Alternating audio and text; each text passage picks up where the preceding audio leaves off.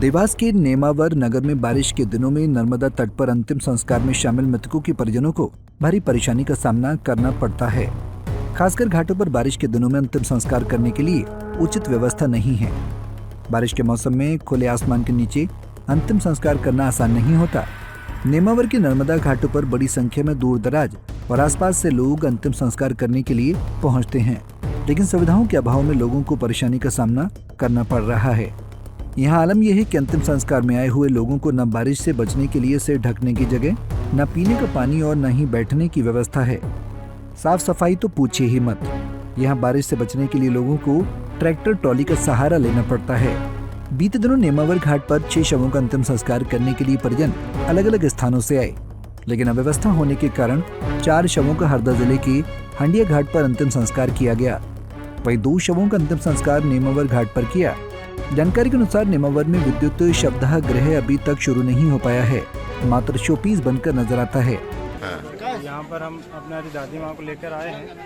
जो देखा गया तो यहाँ पर जगह ही नहीं मिली। 4 लाख पहले से थी। पानी के डर से जो ब्रिज बना है उसके नीचे उनका अंतिम संस्कार कर रहे हैं मजबूरी में। यहाँ जो बना है इसके पीछे ऊपर छाँव नहीं है। यदि यहाँ पर अंतिम संस्कार करें और बारिश हो जाए तो फिर उसको कैसे होगा? तो हम प्रशासन से और जो भी आला अधिकारी उनसे मांग करते हैं कि जो ये मुक्तिधाम बना है ये अति शीघ्र चालू करें। इस पास 4 लाख उस पर गई हंडिया। अच्छा, उस पर गई है। यहाँ से आगे उस पर गई है वो, उस पर जगह नहीं है तो उस पर गई है वो। मीटर जो बना गया है जिसको शीघ्र से चालू किया जाए, व्यवस्था करो। मामले नेमावर सीएमओ ने गोलमोल जवाब देते हुए नर्मदा का जलस्तर बढ़ने का कारण बता दिया और इतिश्री कर लिया और बताया नगर पालिका ने मुक्तिधाम बनाया है। मुक्तिधाम शुरू होने के बाद अंतिम संस्कार करने में समस्या नहीं होगी। जो समस्या आती है वो जल्द ही समाप्त हो जाएगी।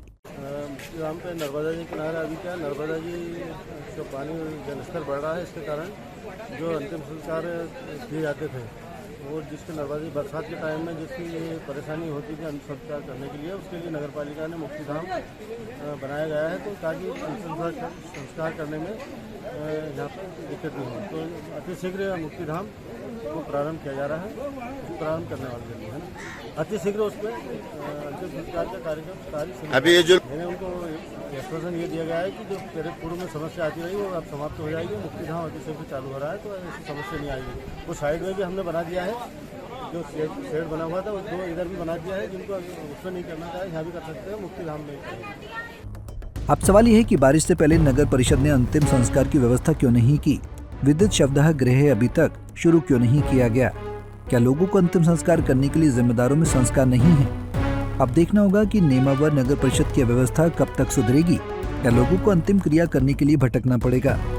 देवास से पंजाब केसरी के लिए धर्मेंद्र योगी की रिपोर्ट।